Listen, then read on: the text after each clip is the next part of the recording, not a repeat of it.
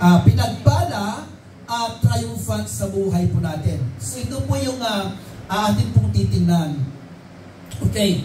So, dito po sa talatang ito, ay hindi lamang tumutukoy sa friendship, hindi lamang tumutukoy sa buhay mag-asawa, kundi sa lahat ng aspeto ng pagkatao natin ay may kinalaman po yan. Ibig sabihin, pwedeng i-apply sa lahat ng relasyon na meron tayong kaibigan, employer-employee, magkakapatid, relatives, mag-asawa, kababayan. Sa lahat ng aspeto ay pwedeng i-apply ito.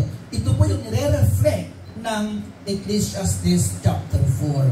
At ang tanong po natin sa hapon po ito, na sasagutin ay,